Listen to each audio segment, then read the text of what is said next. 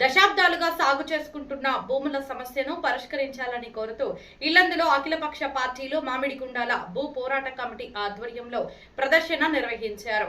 ఇల్లందు పట్టణం నుంచి తహసీల్దార్ కార్యాలయం వరకు జరిగిన ప్రదర్శనలో సిపిఐ ఎంఎల్ న్యూ డెమోక్రసీ, పలు పార్టీల మరియు ఆదివాసీ సంఘాల నాయకులు పాల్గొన్నారు. సిపిఐ ఎంఎల్ న్యూ డెమోక్రసీ రాష్ట్ర కార్యదర్శి వర్గ సభ్యులు ఆవునూరి మధు మాట్లాడుతూ మామిడికుండాల పరిధిలో 8 గ్రామాల సాగుదారులు దశాబ్దాలుగా సాగు చేసుకుంటున్న భూములను కాజేసేందుకు భూస్వాములు ఆధునిక యంత్రాలతో ఆ ప్రాంతంలో ట్రెంచ్ పనులు చేస్తున్నారన్నారు. ఈ సమస్యపై వారం రోజులుగా రైతులు చేస్తున్న ఆందోళనపై కనీసం అధికారులు స్పందించకపోవడంతో ఈ రోజు ప్రదర్శనతో తహసీల్దార్ కార్యాలయం రావడం జరిగిందన్నారు. అనేక పోరాటాల వల్ల 2800 ఎకరాలకు సీలింగ్ పట్టాలు ఇచ్చినప్పటికీ వాటికి హద్దులు చూపలేదన్నారు. ఇప్పటికైనా జిల్లా కలెక్టర్, రెవెన్యూ శాఖ అధికారులు స్పందించి 400 మంది రైతుల సమస్య గుర్తించి భూ హద్దులను చూపించాలని, పేద గిరిజన రైతులకు న్యాయం చేయాలని డిమాండ్ చేశారు.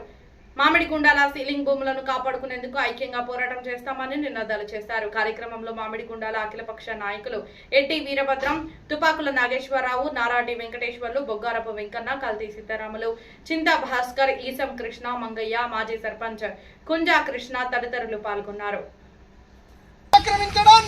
అట్లనే మాకిచ్చినటువంటి 5 ఎకరాల భూమి ఏదైతే ఉందో మా హద్దులు చూపెట్టి మాకు పట్టా ఇచ్చిన దాని ప్రకారం మాకు కేటాయించండి అని చెప్పి మేము డిమాండ్ చేస్తున్నాం. అది చేయకపోగా వారం రోజుల నుంచి చట్టవిరుద్ధంగా వచ్చి ఇది మాదే భూమి అని చెప్పి రైతులు 40 సంవత్సరాల నుంచి సేద్యం చేసేటువంటి భూములలో తొక్కిలేతో పంచులు పడుతుంది.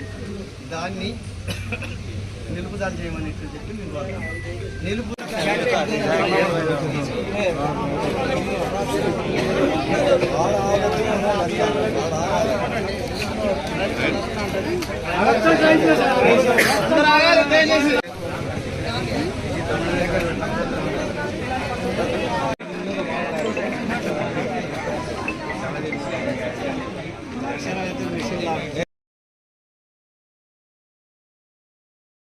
మన మామిడికుండాల గ్రామంలో గత 30-35 సంవత్సరాల నుంచి భూ సమస్య ఉంటూనే ఉంది.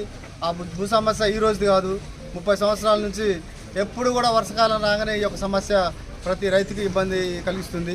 కాబట్టి ముఖ్యంగా అక్కడ గతంలో 1989-90లో సీలింగ్ ఏర్పాటు చేసింది గవర్నమెంటు. దాని ప్రకారంగా 2850 ఎకరాలు సీలింగ్ ఇచ్చింది. ఆ సీలింగ్ ఇచ్చి అక్కడ రైతులకి డిమార్కేషన్ అనేది హద్దులు చూపించకుండా ఓన్లీ సీలింగ్ పట్టాలు పంపిణీ చేయడం అనేది జరిగింది.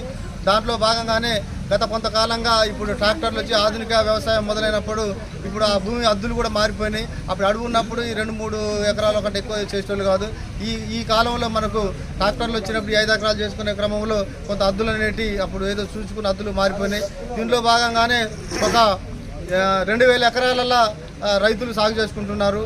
ఇంకో 700 ఎకరాలలో ఎప్పుడు కూడా ఈ భూస్వాములకి రైతులకి తగాదాలు జరుగుతూ ఉన్నాయి. దీనికి అంతటికీ కారణం ఏంటంటే ప్రభుత్వం రెవెన్యూ డిపార్ట్మెంట్ ఈ సమస్య ఎప్పుడు కూడా పరిష్కారం చేయకుండా మరి దొరలకు అనుకూలంగా ఉంటుంది. కాబట్టి ఈ యొక్క పరిష్కారం గవర్నమెంట్, కలెక్టర్ కానీ, ఎంఆర్ఓ కానీ, ఆర్డీఓ కానీ దీన్ని శ్రద్ధ తీసుకొని ఈ యొక్క సమస్యని క్లియర్ చేసే అవసరం ఉన్నది. కానీ ఇక్కడ ఇప్పుడు దొరలు వచ్చేసరికి వాళ్ళు కొంతమంది ఏమో అధికార పార్టీలో ఉంటారు, కొంతమంది ప్రతిపక్ష పార్టీలో ఉంటారు. వాళ్ళు ధనికులు కాబట్టి ఈ యొక్క సమస్యని ముందుకు పోకుండా వెనక పోకుండా అట్లనే ఆగుతుంది. ఈసారైనా కూడా గత 30 సంవత్సరాల ఉన్న సమస్యని ఈసారైనా కూడా భుజాన్ని వేసుకొని గవర్నమెంట్, రెవెన్యూ సిబ్బంది భుజాన్ని వేసుకొని దీన్ని ఎక్కడికెక్కడికి క్లియరెన్స్ హద్దులు పెట్టి ఎవరికారికి పట్టాదారు పాస్ పుస్తకాలు ఇష్యూ చేయాలి. ఇంకోటి ఏంటంటే దొరలకు ఉన్నటువంటి సమస్య ఏంటంటే మా భూమి అని దొరలు అంటారు, లేదు ఇది సీలింగ్ మాకు ఇచ్చిందని రైతులు అంటారు. కాబట్టి ఈ సమస్యను నిర్వర్తించాల్సింది మనకు రెవెన్యూ డిపార్ట్మెంట్. కాబట్టి దీని మీద ఎవరి భూమి ఎక్కడుందో చూపించాల్సిన బాధ్యత కూడా రెవెన్యూ వాళ్ళదే. కాబట్టి దీన్ని శ్రద్ధ వహించి ఈ యొక్క సమస్యని పరిష్కరించే విధంగా ముందుకు పోవాలని మేము డిమాండ్ చేస్తున్నాం. ఇంకోటి ఏంటంటే పట్టాదారు పాస్ పుస్తకాలు లేకపోవడం వల్ల అక్కడ స్థానిక దరిదాపు 300 మంది రైతులు చాలా ఇబ్బందులు పడుతున్నారు. ఇప్పుడు గత సంవత్సరం మనకు తెలిసిన విషయమే, హీరో కట్టలు అందుబాటులో రాకపోవడం వల్ల హీరో కట్టలు పోతే పట్టాదారు పాస్ పుస్తకాలు అడుగుతున్నారు. ఏదైనా బ్యాంకు వాళ్ళు రుణాలు అడిగితే పట్టాదారు పాస్ పుస్తకం అడుగుతారు. ఆఖరికి వ్యవసాయ సబ్సిడీ రుణాలు పొందాలన్నా కూడా, యంత్రాల సబ్సిడీ పొందాలన్నా కూడా ఈ పట్టాదారు పాస్ పుస్తకాలు అడుగుతారు. కాబట్టి దీనిని ఎక్కువ సాగదేయకుండా విచారణ జరిపి నిజమైన రైతులు గుర్తించి ముందు వాటికి పట్టాదారు పాస్ పుస్తకాలు ఇష్యూ చేయాలా. దొరలకు సంబంధించింది, రైతులకు సంబంధించింది కూడా న్యాయాలు నిర్ణయం తీసుకొని అది కూడా పరిష్కరించాలనే దిశగా నేను ప్రభుత్వాన్ని డిమాండ్ చేస్తున్నా. వాళ్ళు దాదాపు 4,850 ఎకరాల భూమిని ఆనాడు పట్టా చేపించుకోవటం అనేటువంటిది జరిగింది. అది అడవిగా ఉన్నది, గుట్టలుగా ఉన్నది, బోర్లుగా ఉన్నది, సదును భూమిగా ఉన్నది. ఆ భూమిని పట్టా చేపించుకున్న తర్వాత ఆదివాసీలు, గిరిజనులు, ప్రజలు దేశవ్యాప్తంగా, రాష్ట్ర వ్యాప్తంగా ఉద్యమాల ఫలితంగా సీలింగ్ అనేటువంటి దాన్ని తీశారు. భూస్వాములకి ఒక్కొక్కరికి దున్ననటువంటి వాళ్ళకి ఇన్ని ఎకరాల భూమి ఎలా ఉంటుందని చెప్పి ఉద్యమ పోరాటాలతోటి ఆ భూమిలో 2,800 ఎకరాల భూమిని ఇక్కడ 8 గ్రామాల ప్రజానీకానికి పంచటం అనేటువంటి జరిగింది. మేడుకుంట, చేపలవారి గుంపు, బోటి గుంపు, మామిడిగుండాల, రాజ్యతండ, సువర్ణపురం, తర్వాత ధనియాలపాడులో ఉండేటువంటి 2 తండాలు ఈ గ్రామాలకి ఈ భూమిని పంపకం చేశారు. 2,800 ఎకరాలు. ఈ భూమిని పంపకం చేయటం అంటే భూమి కాదు, మీకు పట్టాలు ఇస్తున్నాం అని చెప్పి రైతులకి పట్టాలు ఇచ్చారు. కానీ రైతుకి ఎక్కడ భూమి ఉన్నదో ఆ భూమిని ఈ రోజు వరకు కూడా ఇది నీ భూమి అని చెప్పి చూపెట్టలేదు. ఆ స్థితిలో సిపిఎంఎల్ న్యూ డెమోక్రసీ ఆధ్వర్యంలో అది దట్టమైన అడవిగా ఉన్నటువంటి ఒక దశలో ఈ భూమిని నరుక్కోండి గిరిజనులారా, ఆదివాసీలారా అని చెప్పి ఆ భూమిని న్యూ డెమోక్రసీ పార్టీ నరికిచ్చింది. నరికిచ్చిన తర్వాత తిరిగి ఆ భూమిని దొరలు ఆనాటి నుంచి 40 సంవత్సరాల నుంచి ఇప్పటి వరకు 1 సంవత్సరం ఆగితే మరొక సంవత్సరం ఇది నా భూమి అని చెప్పి వస్తాడు. ఇది నాది, నేనే దున్నుకుంటాననేటువంటిది అంటాడు. అయితే మేమేమంటున్నామంటే అయ్యా 2,800 ఎకరాలకి మాకి ప్రభుత్వం పట్టా ఇచ్చింది, సీలింగ్ ప్రకారం మాకి భూమి చూపెట్టలేదు, మా భూమిని ఇక్కడ దున్నుకుంటున్నాం, అది నీదనేటువంటిది ఎక్కడ పట్టా ఉన్నదో నీ పట్టా తీసుకొచ్చి ప్రభుత్వ అధికారులతోటి అద్దులు పెట్టి తీసుకోమని చెప్పి మేము ఆ రోజు చెప్పాం, ఈ రోజు చెప్తున్నాం, రేపు కూడా చెప్తాం. అట్లా కాకుండా చట్ట విరుద్ధంగా ఈ రోజు ఆయన తన పట్టా అనేటువంటి 1,100 ఎకరాల భూమి పట్టా ఉందంటుండు. ఎక్కడున్నది, ఏ ప్రాంతంలో ఉన్నది, అది ఏ సర్వే నెంబర్ భూమో రమ్మనమైనట్టు చెప్పి అడిగితే ఈ రోజు వరకు ప్రభుత్వ అధికారులు, కలెక్టర్ రాలే, ఎంఆర్ఓ రాలే, ఆర్డీఓ రాలే. ఈ 40 సంవత్సరాలల్లా ఇక్కడ వాళ్ళ భూమి ఎక్కడుందో చూపెట్టలేదు. కానీ వాళ్ళు వచ్చి ఆ భూమిని ఆక్రమించడానికి ప్రయత్నిస్తున్నారు. ఎందుకంటే ఆ భూమిలో ల్యాండ్ రైట్ ఏర్పడ్డది, డోలమైట్ ఉన్నది, విలువైనటువంటి ఒక కొన్ని లక్షల కోట్ల రూపాయల ఖనిజ సంపద అక్కడ ఉండటం అనేటువంటిది జరిగింది. ఆ సంపద కలిగినటువంటి భూమిని ఈరోజు కాజేయటానికి ప్రయత్నం చేస్తున్నారు.